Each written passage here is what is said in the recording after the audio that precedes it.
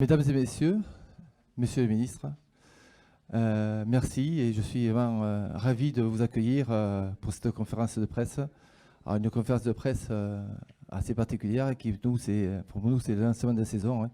C'est la période où on met le compte à rebours au départ. L'influenza, vous savez, on l'a toujours dans notre tête. Ça dure.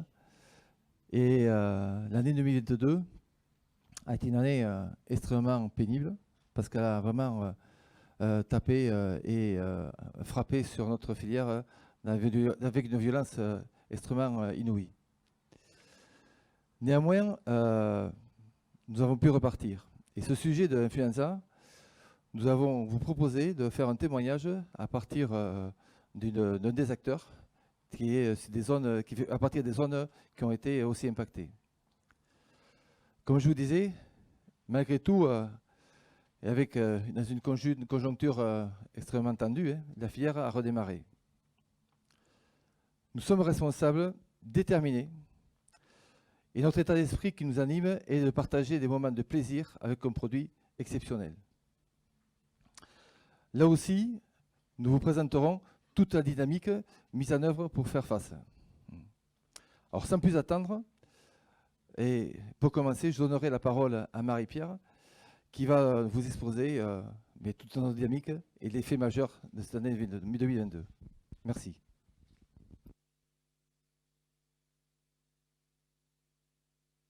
Monsieur le ministre, mesdames, messieurs, chers amis, effectivement, nous nous retrouvons comme chaque année pour lancer cette saison festive avec enthousiasme. Même si effectivement nous sortons d'une année extrêmement difficile, bien sûr, on ne va peut-être pas s'appesantir, on va surtout consacrer ce temps de parole à vous expliquer tout ce que l'on a mis en place pour être au rendez-vous pour ces fêtes de fin d'année.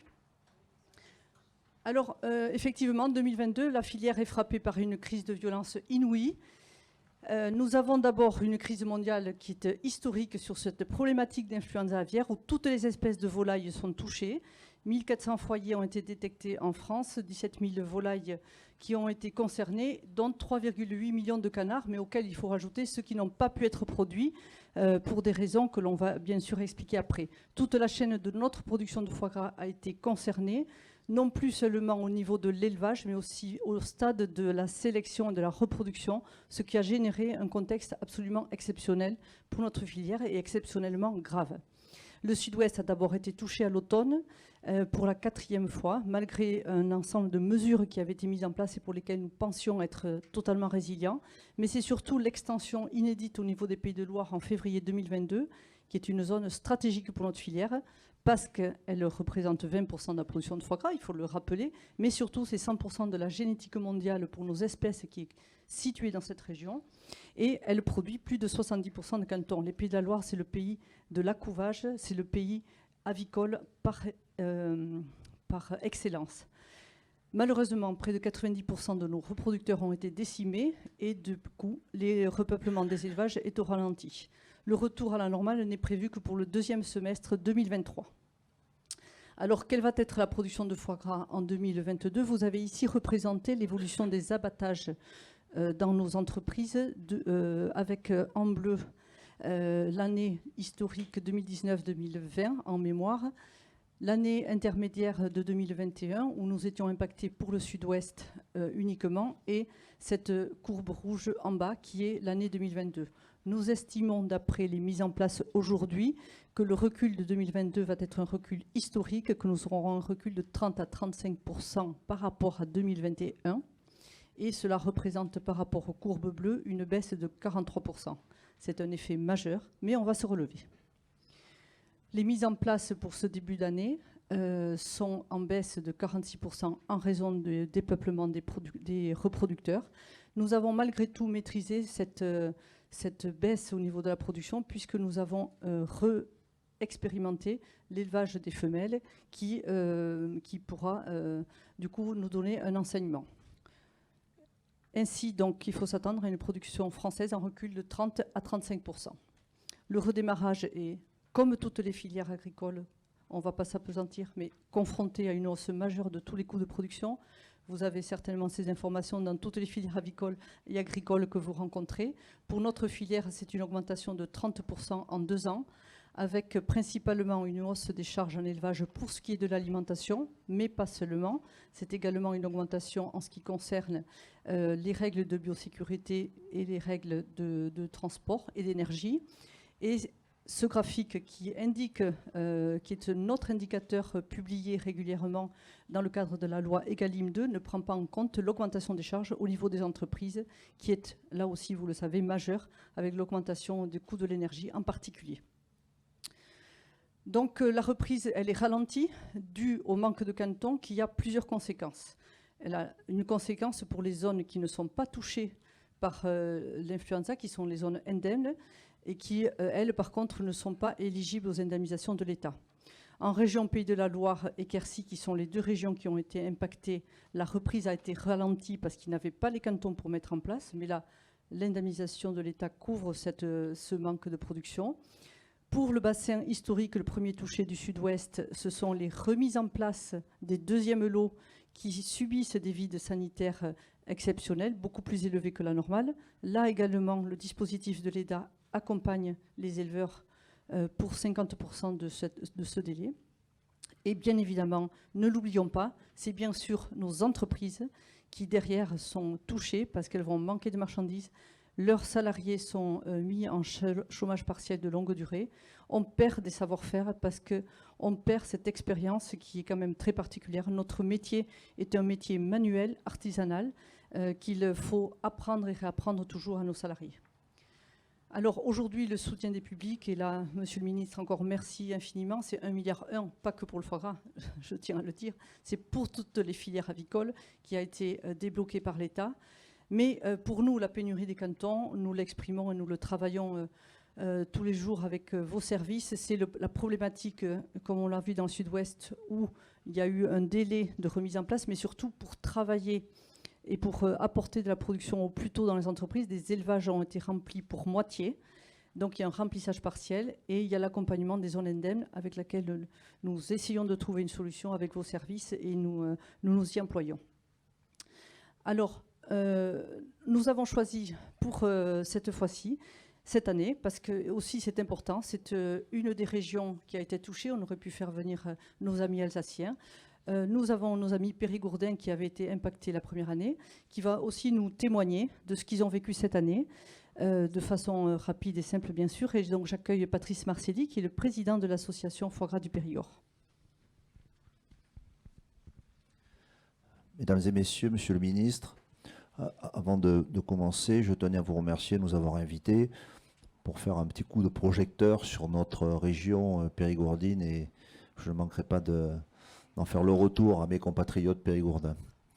Alors, en quelques mots, qui nous sommes en fait sur cette partie territoriale périgourdine? Les forces vives, ce sont 227 éleveurs et engraisseurs, 89 entreprises d'aval, dont 65 conserveries habilitées en l'identification géographique protégée et 3000 emplois. Les spécificités, un maillage très dense de TPE et de PME, beaucoup d'artisans, de petits artisans conserveurs, et savoir-faire historique de production, c'est un peu le berceau du foie gras. Bien sûr, une identification géographique protégée sous la bannière sud-ouest, un IGP sud-ouest avec la mention Périgord, et petite mention spéciale pour l'Oie, c'est un département où on fait encore un peu d'oie avec une marque collective qui existe aujourd'hui. Les dépendances, alors Marie-Pierre en a parlé un peu, 95% des approvisionnements en canton hors du Périgord, dont 5% dans le sud-ouest et 90% qui se font sur la partie Vendée, Pays de Loire. Alors, qu'est-ce que nous avons vécu? Nous sommes dans les derniers touchés avec nos confrères des Pays de Loire. Nous sommes dans la vague 2. Alors, nous n'avions pas été touchés depuis 2016, et pour mémoire, c'est pas glorieux, mais nous étions les premiers touchés en 2016. Bon, c'est tombé comme ça. Et bien sûr, il y a eu une diffusion assez fulgurante du virus qui est parti du Cantal en passant par le Lot et en arrivant sur la partie Dordogne. Aujourd'hui, 80 foyers, alors sur la zone Périgord, en comprenant les cantons limitrophes de la Dordogne. Je crois que sur la Dordogne, stricto sensus, c'est 49 foyers. Une fin d'année 2022, bien sûr, qui s'annonce très mauvaise. 60% de production en moins au global, 80% de production en IGP Périgord qui ne seront pas là, des abattoirs à l'arrêt, de l'activité partielle de longue durée avec des entreprises d'aval très impactées et, comme Marie-Pierre l'a rappelé, des coûts énergétiques, des coûts de matières premières qui explosent. Alors, on n'est pas en train de choisir la couleur de la corde pour se pendre, hein. On va quand même rebondir. Je tiens à signaler, et on en parle souvent avec les adhérents de l'association foie gras du Périgord, le Périgord vaincra, hein. On ne va pas arrêter de faire du foie gras demain en Périgord. J'imagine pas qu'on vienne visiter la grotte de Lascaux sans manger un foie gras et un magret, hein. Donc ça, c'est acté.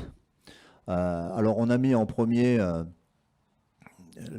la situation qui nous incombe le plus, c'est la dépendance en canton. Alors bien sûr, il faut qu'on travaille à développer une production locale de canton. Alors on ne va pas parler d'autonomie, mais en tout cas, il va falloir qu'on soit un peu plus résilient sur cet aspect-là et diminuer notre dépendance à des bassins de production. Alors, on ne peut pas dire aujourd'hui qu'il y a des zones moins impactées que d'autres, hein, parce que quand on regarde, tout le monde a été impacté par l'influenza aviaire, mais néanmoins, il faut qu'au moins qu'on diminue le risque. La partie canne-mularde, on l'expérimente par défaut aujourd'hui, et bien sûr, en troisième point, il faut qu'on accompagne les professionnels de la filière face aux pertes économiques, mais c'est un travail qui est déjà engagé fortement avec le CIFOG. Nous avons une partie des producteurs qui sont en zone indemne. On est à cheval entre deux. Bien sûr, les indemnisations sont de zéro pour ces producteurs-là. Et bien sûr, la non-production, les pertes économiques. Bon, tout ça, c'est un travail qui est engagé. Il faut qu'on continue à le faire.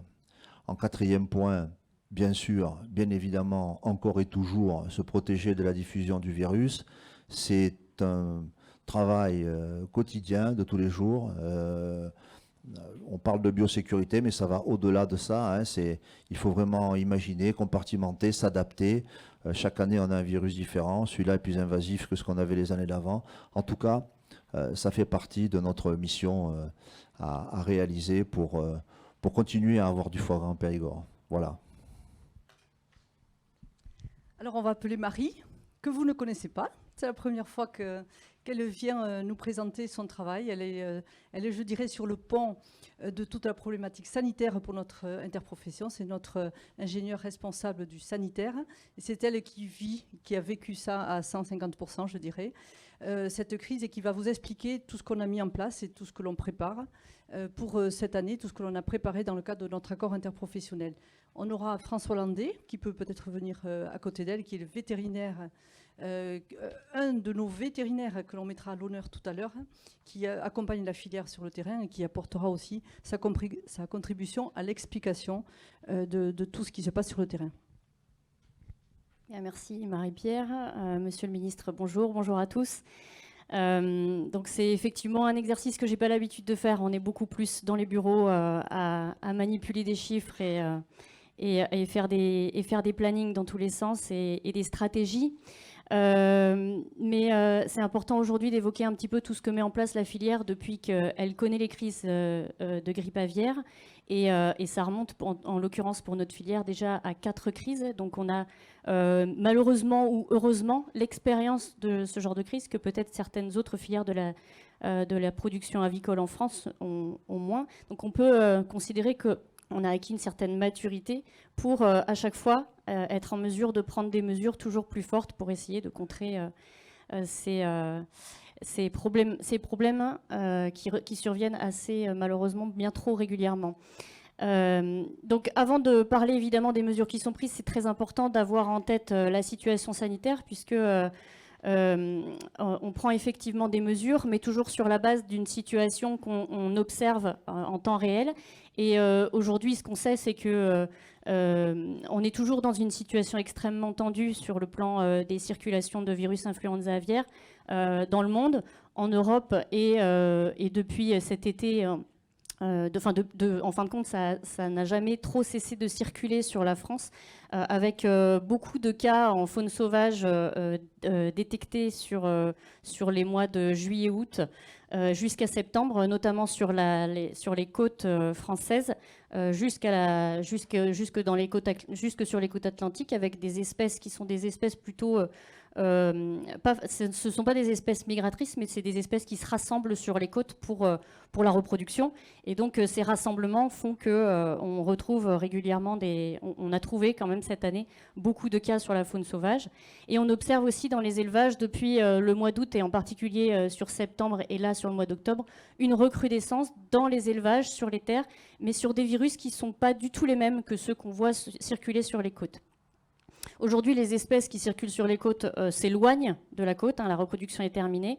Maintenant, on se retrouve plutôt avec des virus qui semblent être des virus qui se sont maintenus finalement dans la faune locale sur les terres et qui commencent à s'introduire un peu dans les élevages. On a des cas qui sont assez sporadiques, mais avec une recrudescence qu'on observe quand même sur les dernières semaines.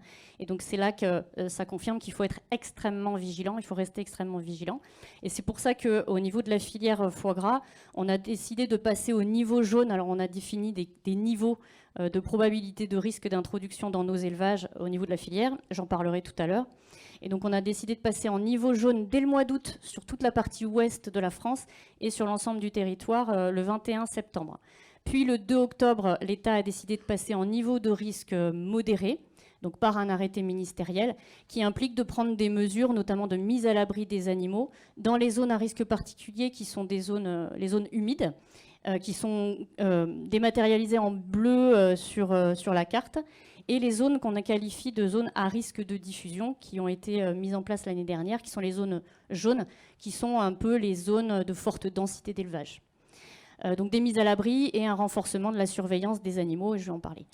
À date, on dénombre 27 cas, à aujourd'hui, 27 cas en élevage. C'était plutôt à hier, en fait, depuis le 1er août, puisqu'on a eu un cas encore confirmé aujourd'hui. Dont 2 confirmés sur la filière foie gras. Donc on voit bien que ça touche vraiment toutes les espèces sur le territoire, dans les élevages.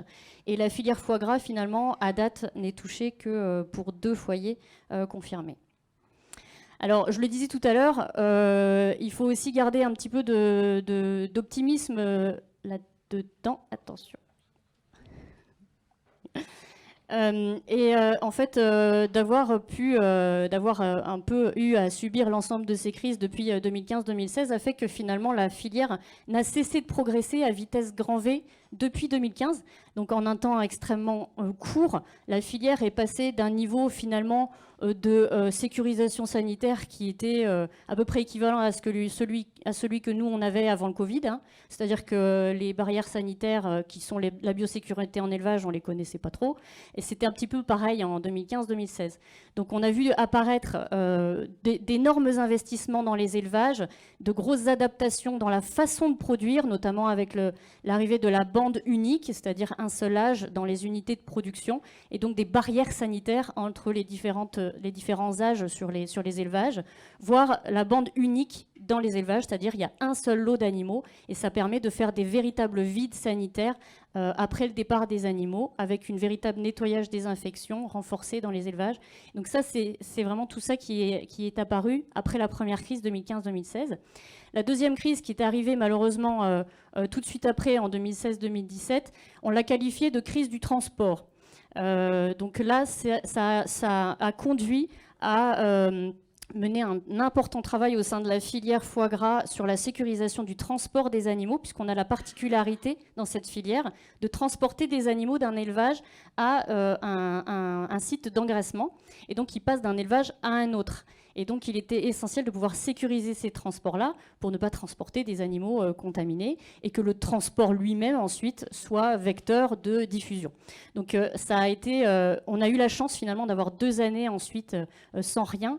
Et donc, ça a permis de réaliser d'énormes investissements à la fois dans les abattoirs, mais aussi de créer des stations de nettoyage désinfection spécifiques pour les camions de transport de volailles palmipèdes. Avec aussi la mise en place, c'est là qu'on a vu apparaître l'arrivée de dépistage des animaux avant mouvement. Jamais on avait pu mettre en place des dépistages sur l'influenza aviaire, et donc c'est là qu'on a commencé une expérimentation à grande échelle sur le territoire de dépistage des animaux avant tous les mouvements, avec l'objectif évidemment de ne pas transporter des animaux contaminés. Puis est arrivée la crise H5N8 2020-2021, où là on l'a qualifiée de la crise des animaux à l'extérieur. Et c'est à partir de là que ont été en fait abandonnées les dérogations à la mise à l'abri des animaux. Quand on élève le niveau de risque, il faut absolument protéger les animaux de cette exposition aux virus qui viennent de la faune sauvage, mais aussi la mise à l'abri permet aussi de limiter le risque de diffusion d'un élevage à un autre. C'est tout simplement l'équivalent du confinement pour le Covid, c'est exactement la même chose. Donc des gros investissements pour pouvoir mettre les animaux à l'abri, et puis aussi d'autres mesures qui visent à réduire la densité d'élevage. Bien sûr, les élevages les moins à risque, ce sont ceux qui sont vides. Et donc pour le risque de diffusion, c'est aussi de pouvoir réduire la pression et d'avoir moins d'élevages pleins pendant une période particulièrement à risque, et en particulier dans les zones qui sont qualifiées à risque de diffusion. Et donc c'est pour ça qu'à l'issue de cette crise 2020-2021, ont été prises un certain nombre de mesures encore plus renforcées et donc actées par des arrêtés ministériels, l'arrêté du 29 septembre 2021, qui a acté notamment l'arrêt de la dérogation à la mise à l'abri des animaux en cas de risque, et un accord interprofessionnel du CIFOG qui a pris des mesures renforcées à la fois pour dépister les animaux avant les mouvements et réduire les densités d'élevage en allongeant tout simplement en allongeant les vides sanitaires entre deux lots. Donc ces mesures qui ont été prises l'année dernière, elles ont eu malgré tout en fait l'avantage, alors bien sûr on a eu une crise cette année, 2021-2022, mais on a aussi notre force dans notre filière, c'est qu'effectivement après plusieurs années de crise, on a aussi développé des outils qui nous permettent d'observer très finement la situation, et on a pu constater que finalement ces mesures, si elles n'ont pas été suffisantes, elles ont quand même eu une efficacité, puisque sur un même périmètre, qui est la zone du sud-ouest qui a été touchée de la même manière cette année par rapport à l'année dernière, on a enregistré 23% de foyers en moins avec l'ensemble de ces mesures. Donc on voit bien que les pistes, elles sont là, et que c'est là-dessus qu'il faut vraiment travailler. C'est pour ça que le 29 juillet 2022, Monsieur le ministre, vous avez annoncé une feuille de route complémentaire à la feuille de route qui avait déjà été mise en place l'année dernière, qui a identifié 7 principales actions à mener dans les élevages et sur l'ensemble des maillons avicoles, pour renforcer, encore une fois, les mesures pour essayer de se prémunir d'une nouvelle crise. Et donc ces 7 actions, elles sont identifiées ici. La première, c'est bien sûr de renforcer la surveillance des élevages, j'en ai parlé, c'est sur le dépistage des animaux, mais aussi la connaissance des élevages. La surveillance, ça passe par la connaissance des élevages et d'avoir des outils qui nous permettent de savoir exactement où sont les animaux, quand, à quel moment, pour que quand il faut prendre des mesures, on soit capable de savoir exactement où taper, et pour pouvoir taper fort et de préférence peu. La deuxième, c'est la prévention. Bien sûr, il y a encore un énorme travail en matière de biosécurité. C'est du rabâchage, c'est du travail de long terme. Ça passe par de la formation continue des éleveurs, ça passe par des audits pour vérifier que ces mesures de biosécurité sont correctement appliquées. Et là, l'ensemble des parties prenantes sont évidemment mobilisées. La troisième action, travailler sur la vaccination, on va en dire un mot tout à l'heure. La quatrième, améliorer les méthodes de lutte et de gestion. Il faut capitaliser sur les crises précédentes pour voir ce qui a fonctionné, ce qui n'a pas marché, qu'est-ce qui peut être amélioré en méthode de lutte, définir des scénarios et avoir des stratégies de lutte qui soient adaptées aux différents scénarios. Une cinquième action qui bien sûr nous concerne moins, mais derrière on est bien évidemment en lien, c'est la gestion des risques liés à la chasse. Une sixième action qui est pour se prémunir sur cette prochaine saison, qui est d'avoir des actions à court terme pour essayer justement de limiter le risque sur cette prochaine saison et d'avoir en parallèle des accompagnements des producteurs, mais aussi de tous les maillons de la filière sur le plan économique par les pouvoirs publics qui soient adaptés. Et Marie-Pierre l'a dit tout à l'heure, l'État s'est très fortement mobilisé justement pour venir pour répondre à cette action-là. Et une dernière action qui sera beaucoup plus un travail sur le long terme à mener collectivement avec l'ensemble des filières avicoles pour revoir finalement dans sa globalité, pour adapter la transformation, enfin pour revoir la production dans sa globalité, je vais y arriver, pour bâtir tout simplement nos filières de demain.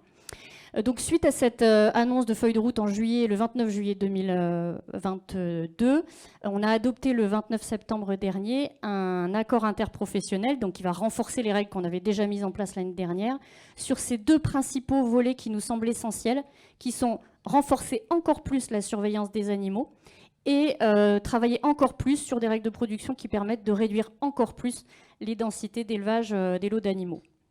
Les densités de lots d'animaux sur le terrain. Donc sur la partie surveillance, qu'est-ce qu'il est proposé? L'objectif, on l'a dit tout à l'heure, on a mis en place des dépistages avant chaque mouvement d'animaux, ça c'est acté. On a décidé de renforcer cette surveillance par des dépistages toutes les semaines des animaux. Donc grâce à une méthode qui nous a été proposée par l'école vétérinaire de Toulouse qui permet de faire des dépistages beaucoup plus réguliers.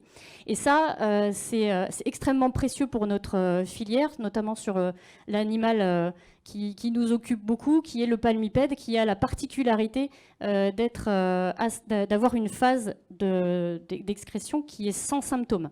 Donc voilà, c'est l'équivalent de nos jeunes, nous... à l'école qui ont le Covid et on ne voit rien du tout, et c'est exactement la même chose. Pendant quelques jours, il va commencer à excréter le virus, mais on ne le verra pas. Et donc cette façon de pouvoir dépister les animaux toutes les semaines va nous permettre, on l'espère en tout cas, d'éviter de passer à côté de cette contamination sans symptômes, ou en tout cas de la dépister très très vite. Donc c'est ce qu'on appelle de la détection précoce. Et donc c'est un renforcement de surveillance qui est gradué, bien sûr, c'est pas quelque chose qu'on va mener toute l'année, c'est parce que ça représente un coût quand même assez considérable pour le maillon de l'élevage. Donc c'est un renforcement de la surveillance qu'on va graduer en fonction de nos niveaux de risque. Et au niveau de la filière, quand on est en niveau de risque réglementaire qui est négligeable, donc ça c'est suivant différents critères, nous on a défini 2 niveaux. On estime que selon les signaux qui nous viennent des plateformes d'épidémiosurveillance sur le plan national, international, européen, on estime qu'il y a un risque d'introduction dans les élevages et donc on décide de basculer en niveau jaune. C'est le niveau interprofessionnel où on va dire à partir de là, on va mettre en place des dépistages renforcés hebdomadaires. Aujourd'hui, on est en niveau de risque modéré. Donc évidemment, on garde ce dispositif de dépistage très régulier, en plus des autres mesures qui sont réglementaires. Voilà. Sur la partie du renforcement des règles de production pour réduire les lots d'animaux en présence, on prend un certain nombre de mesures, mais j'en cite un en particulier parce que c'est une initiative qui est assez innovante et d'ailleurs inédite, qui a été réfléchie collectivement avec l'ensemble des filières volailles et palmipèdes du Sud-Ouest. Dès la fin de la crise dans le Sud-Ouest, donc c'était à partir du mois de mars, ils se sont tous réunis autour de la table avec essentiellement les maillons de la production, mais aussi sous couvert des vétérinaires et des experts scientifiques, pour essayer de proposer un plan qui soit assez ambitieux sur la zone Sud-Ouest pour pouvoir se protéger sur l'hiver prochain. Et donc ce plan, il consiste en fait à faire une réduction drastique dans les communes clairement identifiées comme étant les communes les plus peuplées en lots de palmipèdes et de volailles. Et donc dans ces 68 communes identifiées, des mesures très fortes de vide synchronisé sont proposées. Et donc ce travail-là, évidemment, il est conduit sur la base de modèles proposés par l'école vétérinaire de Toulouse, qui permet de dire qu'en faisant ça, on a de fortes chances de réduire drastiquement le risque de diffusion de virus, parce que c'est bien ça qu'on essaye d'éviter. Donc cette mesure, elle va être prise pendant une période finalement assez courte, du 15 décembre au 15 janvier. Mais le temps qu'on vide tous les élevages et le temps qu'ils se repeuplent, ça va être finalement une période, en fin de compte, au moins de 2 mois. Et c'est la période qu'on a identifiée comme étant particulièrement stratégique sur les migrations descendantes. Et donc le risque de passage de virus via la faune migratrice. Voilà. Bien sûr, ça c'est un plan qui est plutôt expérimental et qui aujourd'hui est proposé pour l'hiver prochain, en attente aussi de pouvoir avoir avancé sur la stratégie vaccinale. C'est quand même une mesure qui a un coût pour l'ensemble de la filière estimé à environ 8 millions d'euros, uniquement pour la filière palmipède, tout maillon confondu. Et heureusement, un accompagnement des pouvoirs publics est annoncé pour les éleveurs. Malheureusement, par contre, on attend toujours de pouvoir avoir un soutien pour les autres maillons de la filière. Et j'en termine sur le volet vaccination. On a été très heureux le 24 mai d'apprendre que le Conseil de l'Union européenne, donc qui rassemblait l'ensemble des ministres de l'Agriculture, a décidé d'acter, enfin en tout cas tout le monde s'est mis d'accord sur l'idée qu'il était important de pouvoir travailler sur la mise en place d'une stratégie vaccinale en complément des autres mesures. Donc c'était une excellente nouvelle. Et donc à partir de là, les services vétérinaires de l'ensemble des pays européens ont décidé une feuille de route qui a plusieurs objectifs. Le premier, c'est de pouvoir disposer de toutes les données nécessaires sur le plan scientifique, épidémiologique. Donc ça consiste à faire des expérimentations pour pouvoir avoir des vaccins qui sont reconnus efficaces et sûrs. C'est de pouvoir évaluer les risques, avoir des outils de modélisation, etc. Le deuxième objectif, il faut pouvoir définir des politiques publiques appropriées, c'est-à-dire identifier des stratégies de vaccination, à partir de quand on vaccine, quelle population d'animaux on vaccine, sur quelle zone, avec quel vaccin, etc. Donc tout ça, ça doit être réfléchi. Et ça fait partie donc du volet du gros travail qui reste à mener sur la vaccination. Et ensuite, il y a aussi un important travail de dialogue à l'international sur la vaccination contre l'influenza aviaire pour faire accepter ce principe de vacciner contre l'influenza aviaire, notamment aux pays qui importent nos produits. Donc ça, c'est un sujet qui va être porté par l'Union européenne à l'OMSA, l'anciennement OIE, donc l'Organisation mondiale de la santé animale, très prochainement, mais il y a aussi un gros travail de pédagogie à mener par nos entreprises auprès de leurs clients à l'international. Donc sur le sujet particulier de la vaccination, j'en parle parce que le CIFOG très rapidement a souhaité être partenaire de ce travail-là, dès que l'État a commencé à en parler. Et donc, en fait, aujourd'hui, c'est un projet qui mobilise 2 solutions vaccinales. Donc 2 solutions vaccinales sont envisagées, qui appartiennent à 2 laboratoires différents. Et l'objectif, c'est de limiter le risque de circulation du virus dans les élevages. Les vaccins stérilisants n'existent pas, donc ça n'empêchera pas forcément les animaux d'être contaminés. En revanche, on peut espérer que ce soit comme le Covid, ils y soient moins sensibles et, et ça limite en fin de compte le risque de diffusion auprès des autres animaux.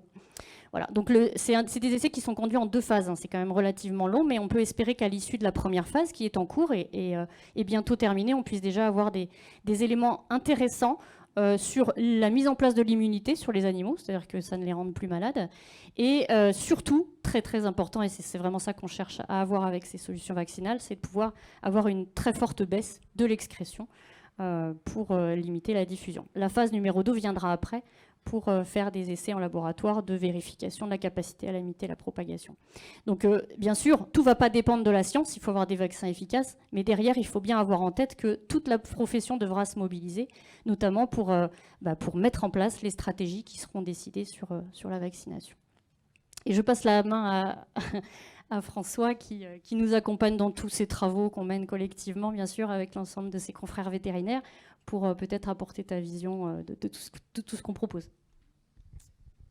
Merci Marie, bonjour Monsieur le Ministre, bonjour à toutes, bonjour à tous. Donc effectivement, oui, je voudrais profiter de la tribune qui m'est laissée pour témoigner du désarroi des éleveurs, hein, notamment dans le sud-ouest de la France. J'imagine que le traumatisme est le même dans le Grand Ouest, mais j'exerce dans le sud-ouest.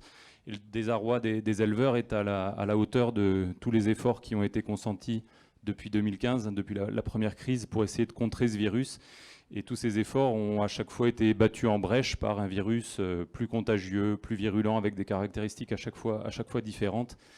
Et dans l'esprit de beaucoup, et dans celui des vétérinaires aussi, la vaccination apparaît comme alors une lueur d'espoir. On est bien tous conscients que aucun vaccin n'a vocation à être une panacée.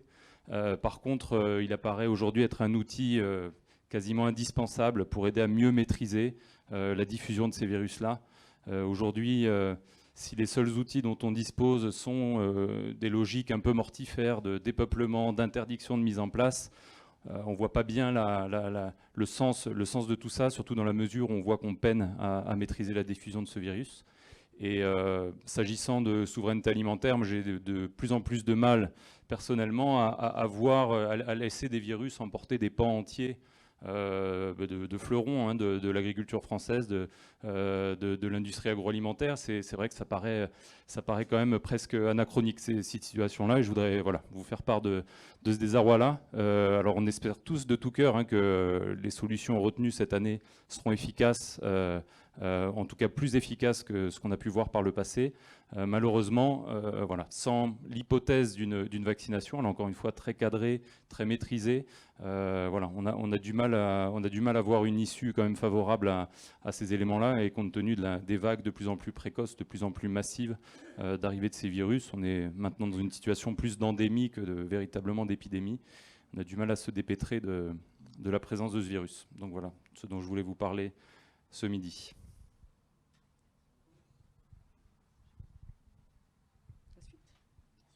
Alors maintenant, on va passer aux réjouissances. Et c'est donc Sophie, donc maintenant qui va présenter toutes les actions interprofessionnelles de façon succincte, je vous rappelle, mais nous serons bien au rendez-vous pour ces fêtes de fin d'année. Vous l'avez compris, en quantité moins importante, mais pour autant, nous sommes au travail, Sophie est au travail, pour toujours valoriser nos produits, qui sont cette pépite de la gastronomie française. Donc Sophie, c'est à toi.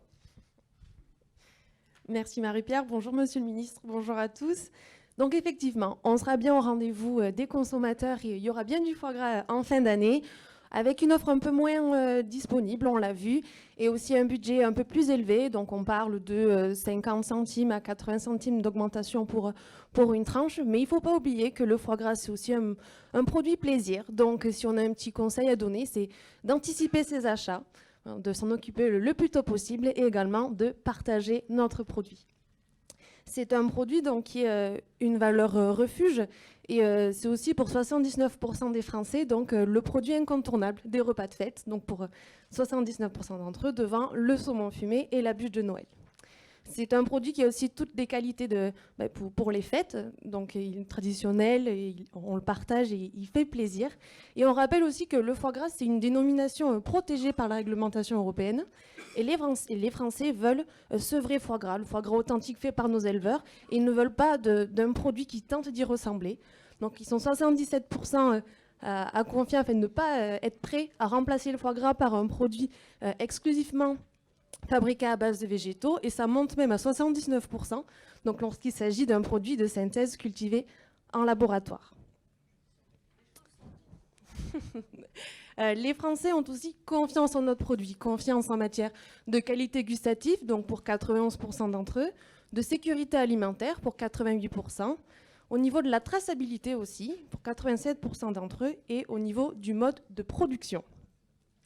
On voit aussi que 71% des Français savent que le foie gras est forcément issu d'un animal en bonne santé. Bien sûr, si on veut avoir un bon produit, il faut un animal qui était bien élevé. Mais seulement 12% d'entre eux, en fait, et de la population, c'est que la phase d'engraissement ne dure que 10% de la vie de l'animal. Donc, toutes nos actions pédagogiques que l'on fait, que je vais vous présenter un peu plus tard, sont aussi mises en place pour combler, pour toujours mieux expliquer l'élevage et la filière. Le foie gras, c'est aussi un produit ambassadeur de la tradition gastronomique française. Donc 93% de la population s'accorde à dire que ça fait partie du patrimoine gastronomique hexagonal. Donc pour rappel, le foie gras est inscrit depuis 2006 au patrimoine culturel et gastronomique français. Il s'agit aussi d'un produit donc made in France, qui est reconnu par 80% des Français, qui soutient tout un savoir-faire et qu'il faut préserver. Et notamment aussi, c'est un produit qui permet de faire rayonner toute la culture et tout l'art de vivre à la française. Notre produit, c'est aussi un produit qui est attendu à la carte et soutenu par les chefs. Donc vous le voyez, il y a 88% des Français qui estiment que le foie gras doit être proposé dans les restaurants en fin d'année. Et pour 83% d'entre eux, ils souhaitent aussi le trouver dans tous ces moments festifs du quotidien, notamment le Pâques, la Saint-Valentin, et la fête des mères et des pères, etc. Et 65% tout au long de l'année. Et c'est un produit aussi qui est soutenu par les chefs, donc notamment, vous les voyez à l'écran, les 16 associations professionnelles qu'on souhaite remercier aussi, qui représentent environ 15 à 20 000 restaurants en France et plusieurs dizaines de milliers de chefs en France et à l'international. On a aussi ce soutien et cet attachement en fait à notre produit, et il se démontre par notamment la signature du manifeste de soutien à la filière qui a été fait en décembre dernier. On a parlé de partage, et les marques aussi qui mettent en avant le foie gras ont pris le pli. Donc notamment pour cette fin d'année, vous trouverez donc le foie gras qui ouvrira les festivités au niveau de l'apéritif, donc par des présentations de petits formats, des tartinables et des formes inédites comme des tablettes. On aura aussi toute cette caution pour rassurer le consommateur avec la mise en avant de la qualité et de l'origine, donc avec les recettes signées par des chefs connus, le foie gras de France aussi, le logo de l'interprofession, l'IGP Sud-Ouest, le label rouge, les ingrédients 100% français, etc.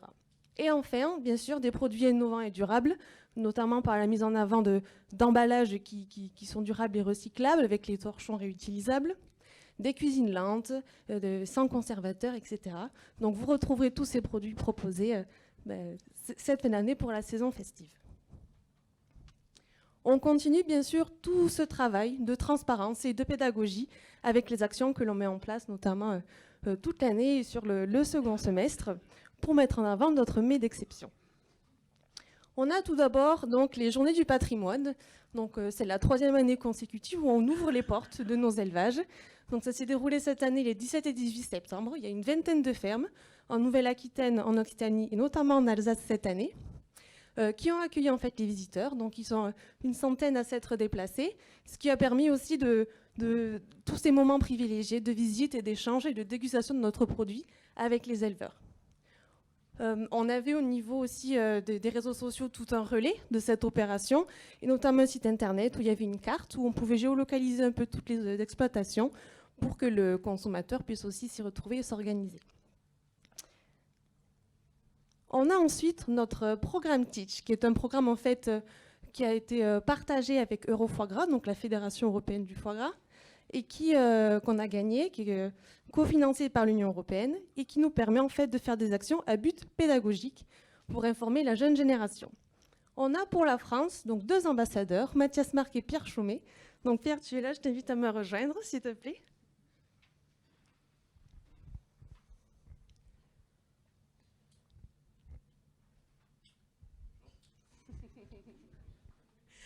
Bonjour Pierre, merci d'être là et merci d'être aussi l'ambassadeur de notre cher produit. Dans le cadre de ce programme, tu es parti l'année dernière avec Mathias sur la route du foie gras en Dordogne. Et cette année, vous êtes allé dans les Landes. Est-ce que tu peux nous expliquer un peu ce que tu as fait et qui tu as rencontré ? Donc du coup, bonjour à tous, bonjour Monsieur le Ministre. Du coup, l'année dernière avec Mathias, on est parti à Sarlat. C'était un très bon moment, quelques jours, à la rencontre de Florian, de génération en génération, de l'arrière-grand-mère, la grand-mère, la petite-fille. C'était vraiment de très beaux souvenirs.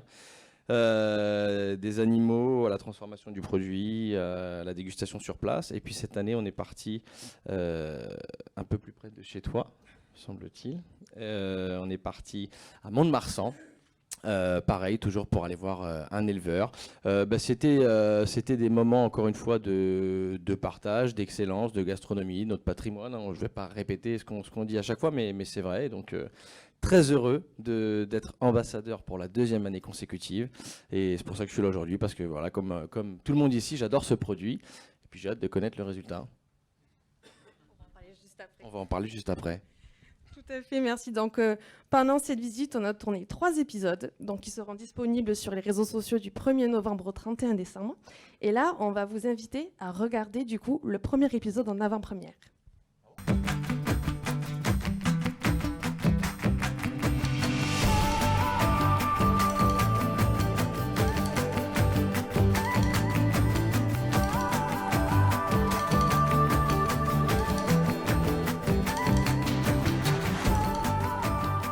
Et bienvenue. Enchanté Mathias. Salut Pierre. Enchanté Thomas, bienvenue sur mon exploitation. Maïs, tout ça c'est pour les canards? Oui, essentiellement oui. On s'en sert pour l'élevage et pour l'engraissement des animaux.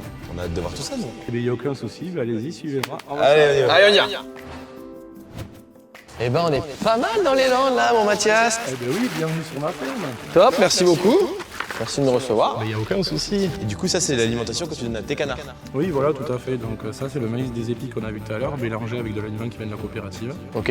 Donc là, pendant 11 à 14 semaines, ils mangent ça avec leur dernier repas de cet aliment-là qui correspond au premier repas de l'engraissement. Et derrière, pour l'engraissement, on est sur du full maïs, c'est ça? Eh bien oui, tout à fait. Donc voilà, ces petits grains, donc ça, pendant 10 à 12 jours, 2 fois par jour, pour après faire de jolis foie gras. Et du coup, circuit ultra court parce que c'était là où on était juste à côté tout à l'heure. Eh oui, tout à fait. Et tout vient du coin. Coin. Ah, enfin, on voit tes canards. Ah, ils sont beaux. Eh bien oui, tout à fait, vous les avez derrière là. Donc, on a parlé d'alimentation, mais moi, j'aimerais savoir comment ça se passe, l'engraissement. Ce qui est important durant la période d'engraissement, c'est l'observation déjà en rien. Et après deux, c'est de bien reproduire le phénomène naturel. Parce que nous, on nous a déjà dit que l'œsophage pouvait s'étirer pour que le jabot s'agrandisse, pour stocker les grains, c'est ça? Oui, tout à fait, voilà, parce que c'est un phénomène naturel en fait. Le canard fait déjà ça de base pour préparer sa migration. C'est toi qui le fais? Ah oui, tout à fait, parce que c'est un geste qui est précis, ça dure 3-4 secondes. Il faut vraiment avoir de l'expérience, surtout pas blesser l'animal. On va bosser un petit peu, non? Hein? Qu'est-ce qu'on fait alors? Un bâtiment à pailler, vous allez venir m'aider? Un bâtiment à pailler? Eh ben oui, Alors on va vas-y. faire un peu de paillage. Alors à pailler. Au paillage, Mathias. Bon allez les gars, c'est parti, vous allez me filer un petit coup de main. Vu que les canards ils passent 90% du temps dehors mais qu'ils viennent quand même s'alimenter à l'intérieur, il faut quand même faire un petit peu d'appoint de paillage tous les jours. Donc vous allez prendre une fourche chacun, me charger la boîte et c'est parti. Ah, le talent. Allez, boss feignant. Devant les mangeoires, là. Bon, c'est pas mal, hein? Alors du coup, Thomas, c'est ça qu'on appelle l'élevage extensif? Mais oui, tout à fait, comme vous l'avez vu quand on a paillé tout à l'heure, c'est vraiment... c'est leur bien-être qui prime, hein, ils font ce qu'ils veulent, s'ils veulent aller dedans, ils vont dedans, s'ils veulent aller dehors, ils vont dehors. Produire moins, mais produire bien, Mathias. Ça, tu connais ça, Thomas. On sait faire. Eh ben écoute, merci beaucoup Thomas, c'était vraiment un agréable moment. On va aller manger un peu de foie gras, tu nous Conseil des... Tiens, celui-là, si vous voulez, vous pouvez aller Ça, c'est- manger un peu de foie gras et boire un petit coup. Tu nous prêtes ta canne? Bah allez-y. Allez. Merci. Eh, le laisse pas conduire, s'il te plaît. Non. Allez, ciao Thomas. Ciao, merci. Bien à vous.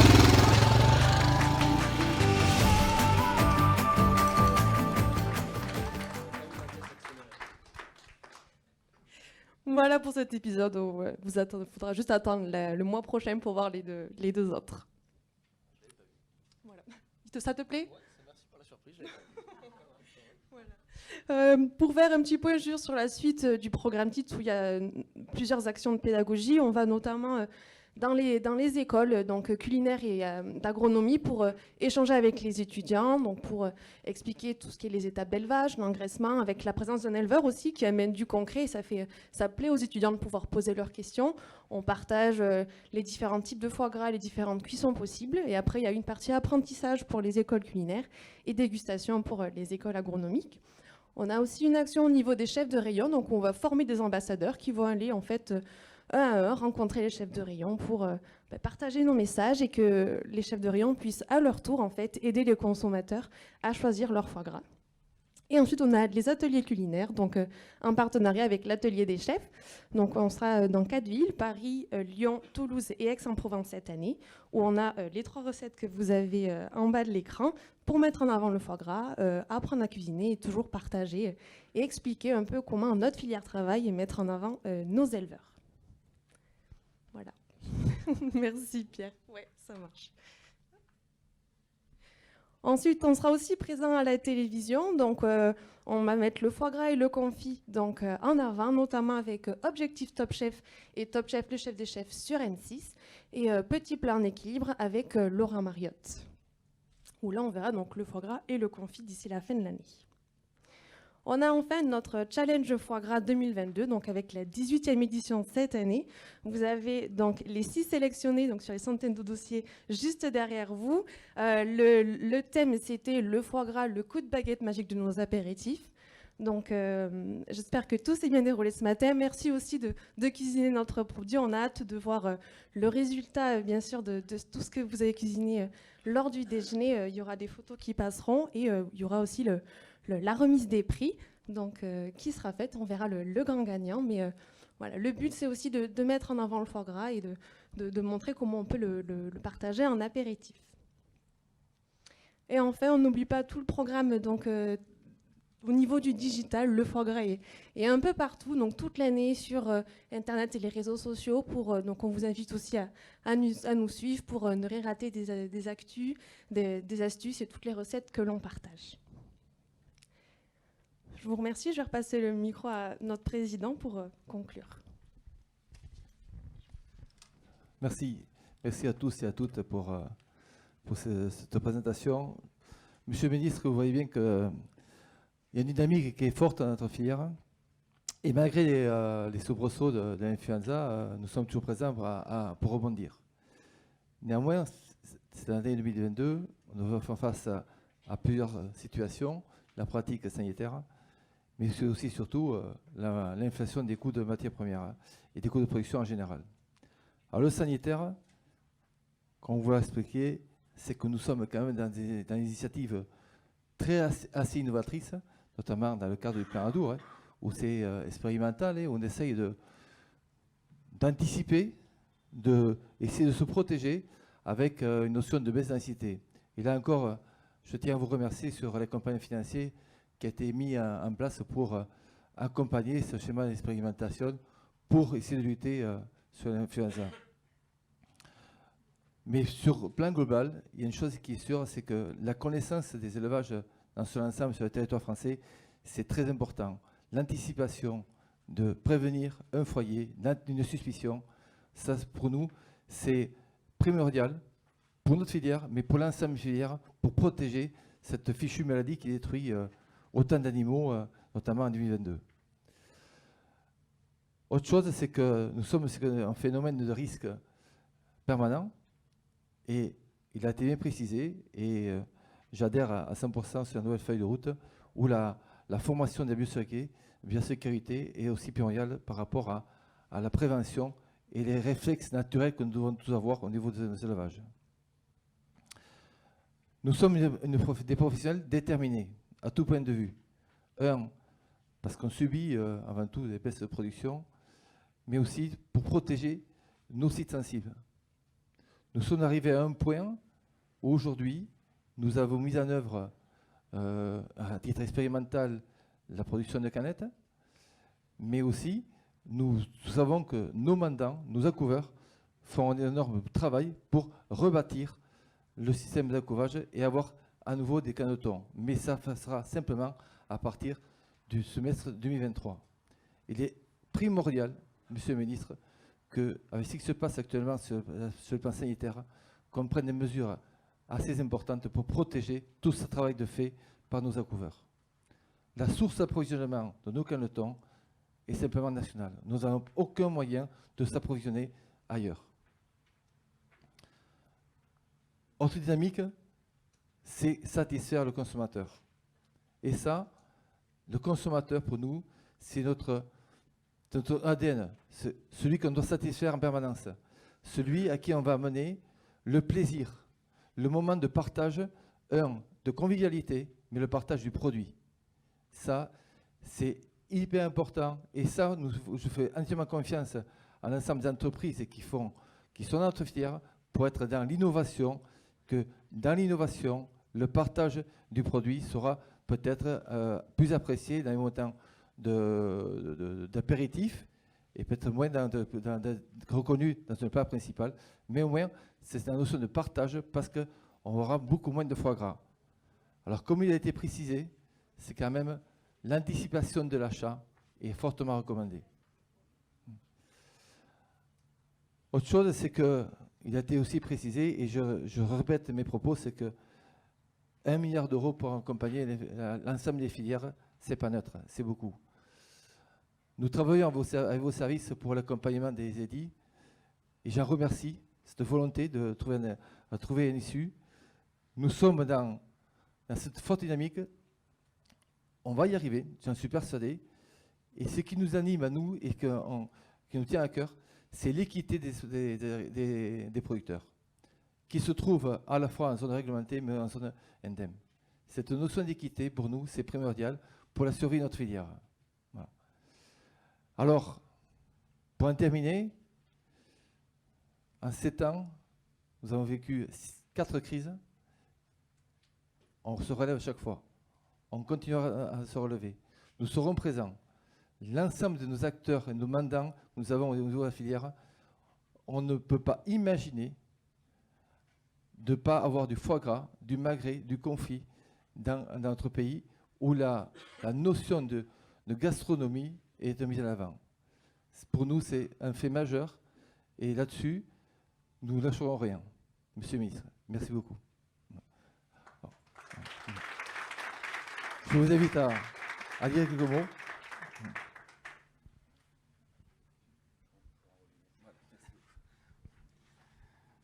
Monsieur le Président, Madame la Directrice, Mesdames et Messieurs, je suis très heureux d'être avec vous aujourd'hui pour ce moment qui est d'abord un moment festif. Alors, avec toutes les photos qu'on a vues et tout ce que vous nous avez dit, ça met un peu en appétit. Je partage aussi avec vous un moment un peu de frustration parce que malheureusement après je suis obligé de préparer un texte que je dois défendre au Sénat. Mais donc le plaisir et pour moi la frustration, même si j'essaierai de rester quelques instants avec vous, mais je voulais d'abord vous remercier de votre invitation. Et à la fois parler du moment festif, mais quand même parler des situations, ça a été dit par beaucoup d'intervenants, de la situation que vit la filière et ces filières, en compte tenu en particulier de la crise de la grippe aviaire. Alors, je ne reviens pas sur tout ce qui a été dit, parce que sinon je vais être redondant sur l'ampleur, le caractère inédit, et dans son ampleur géographique et dans son ampleur de nombre d'élevages touchés sur l'épisode que nous avons connu en 2021-2022, et puis sur les craintes que nous avons évidemment sur la saison 2022-2023. Vous l'avez dit, Monsieur le Président, Madame la Directrice, on a été, je crois, au rendez-vous, mais vous avez été au rendez-vous. On a été au rendez-vous parce que vous avez été au rendez-vous et parce qu'on a essayé de construire un plan de filière qui permette de répondre aux différents enjeux, à la fois des enjeux du moment, de la crise économique, mais enjeux de demain aussi pour essayer de tirer expérience et tirer parti de l'expérience malheureuse, évidemment, que nous avons connue sur cet épisode de grippe aviaire qui n'en finit pas de rebondir d'une année sur l'autre et dans des formes, ça a été dit tout à l'heure, qui sont parfois différentes les unes des autres. Et donc, évidemment, je suis très heureux d'avoir pu vous accompagner et on continuera de le faire sur un certain nombre de sujets.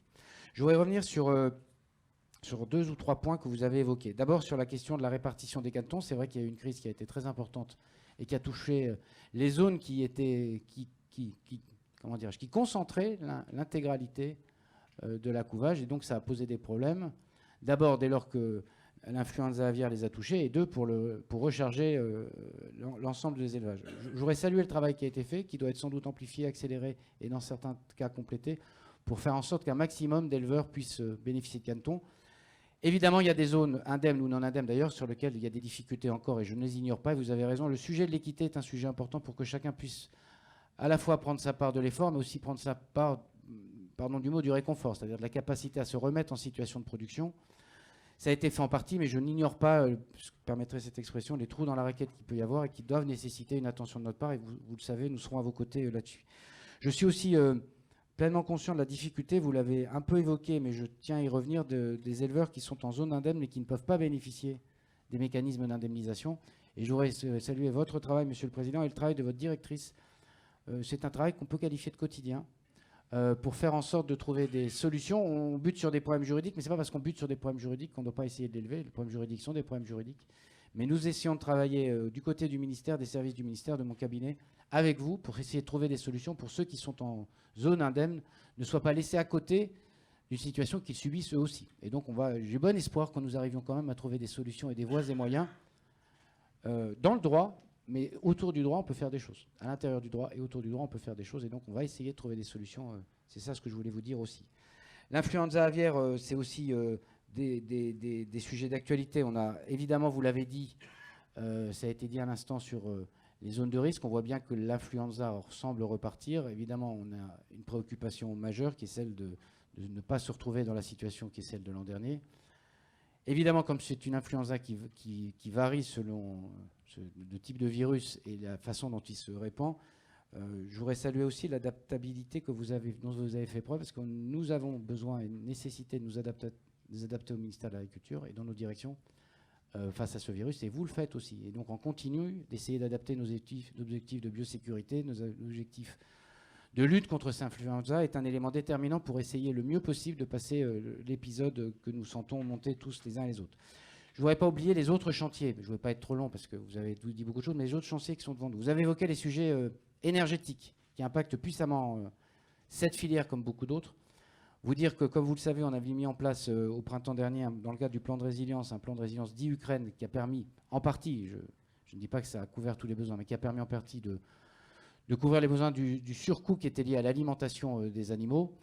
Comme vous le savez, on avait mis en place un dispositif pour les activités énergo-intensives, celles qui appelaient beaucoup d'énergie. Manifestement, ce dispositif, il vaut mieux se le dire, n'était pas tout à fait opérationnel pour un certain nombre d'activités agricoles ou agroalimentaires. Et donc, le dispositif a été révisé, a été envoyé à la Commission. Et j'ai bon espoir que dans les jours qui viennent, on ait une notification de la Commission qui nous permette d'agir plus directement sur les questions des coûts énergétiques qui ne relèvent pas du mur, mais qui relèvent plutôt de l'Himalaya et de l'impossibilité à faire, compte tenu de ce que sont parfois les contrats qui sont proposés. Et donc, on travaille là-dessus. Et puis, comme vous le savez, il y a un Conseil européen, qui n'est pas un Conseil européen facile, on ne va pas se dire le contraire, qui vise à faire en sorte qu'au niveau européen, on se mette d'accord pour qu'on ait des mécanismes, 1, de plafonnement, 2, de décorrélation entre gaz et électricité, pour faire en sorte que cette course folle des tarifs dont on ne voit plus le sens, y compris économique, puisse cesser. Donc, niveau européen, ça c'est dans les 2 jours qui viennent à Prague, et puis niveau national, dans les dispositifs d'aide que nous allons essayer de déployer dès lors que nous aurons les réponses du niveau européen. Tant que je suis au niveau européen, j'ai oublié de le dire, ça a été évoqué la question du vaccin. Vous avez évoqué les phases dans lesquelles nous sommes. L'expérimentation était une première victoire, mais la vraie victoire, elle n'est pas, je le sais parfaitement, elle n'est pas tout à fait là. La vraie victoire, c'est 1, que le vaccin soit qualifié, et 2, que dès lors qu'il soit qualifié, on puisse l'étendre et qu'on puisse donner une perspective. Je ne sais plus qui a parlé d'avoir une lumière au bout du tunnel, enfin, d'avoir une perspective qui soit une perspective plus heureuse et de régulation en complément des mesures de biosécurité de cette influenza aviaire. C'est une voie et un moyen qu'on a réussi à débloquer au niveau européen. À vrai dire, si je suis honnête intellectuellement, c'est mon prédécesseur qui l'a débloqué, Julien de Normandie, dont je salue le travail. Parce que étant arrivé le 20 et le Conseil européen ayant été le 24 pour cette décision, je ne prends pas ma part principalement. Il faut faut rendre à César, même si ça n'est pas son prénom, ce qui est à César, mais c'est un travail collectif que nous avons fait. Maintenant, vous avez très bien distingué les différentes phases dans lesquelles nous sommes, les dialogues qui sont d'un point de vue sanitaire et puis les dialogues qui sont d'un point de vue commercial, pour que tout cela se fasse dans la continuité. Et nous continuons à travailler d'arrache-pied pour faire en sorte que nous trouvions des solutions sur ce registre-là. Mais c'est vrai que le vaccin est un espoir notable. Et je le dis parce que je le mets au moment du passage européen de mon intervention, parce qu'évidemment, c'est au niveau européen que tout ça doit se discuter et se négocier. J'ai parlé d'énergie. Dernier élément que je voulais évoquer, c'était d'autres sujets européens qui peuvent être des sujets d'inquiétude pour vous, des sujets sur l'IED, la directive IED, des sujets sur le bien-être animal. Simplement, je pense qu'on a un combat d'opinion à mener, que vous me trouverez à vos côtés pour mener ce combat d'opinion sur nos filières d'élevage globalement et les filières que vous représentez en particulier, parce que c'est des filières qui portent haut la gastronomie, le patrimoine, la culture et l'identité de notre pays. Je suis sûr que si on demandait, alors il y a sans doute eu déjà des sondages de cette nature, aux Européens ce que sont les caractéristiques des produits français, au-delà de la baguette et du fromage traditionnel, je suis sûr que le foie gras serait passé en bonne position. Et parce que ça participe de l'identité, il faut le défendre. On a besoin d'élevage dans nos territoires et on a besoin du foie gras. Évidemment, c'est un moment important. Et donc, c'est une bataille d'opinion publique, à la fois pour faire en sorte que nous préservions, mais dans un mode offensif comme vous l'avez fait les uns et les autres, que nous préservions ce que nous sommes et que nous montrions la modernité de ce que vous faites dans les différents élevages et dans les différentes filières qui le composent. Dernier élément que je voulais dire, tout ça s'inscrit aussi dans la volonté que nous avons du renouvellement des générations.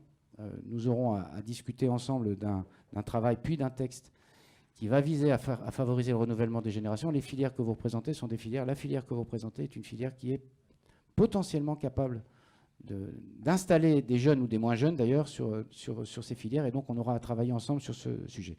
Et puis je voudrais juste finir en saluant, j'aurais pu commencer par ça, mais je finis par ça, en saluant votre résilience, en saluant la capacité que vous avez, malgré ces épisodes, à nous rappeler le travail que vous faites avec nous, et nous sommes à vos côtés aussi parce que vous êtes mobilisés, que vous avez gardé votre potentialité à essayer de se sortir de la crise. Je suis sûr, je crois que c'est vous, Monsieur le Président, qui avez dit on va s'en sortir.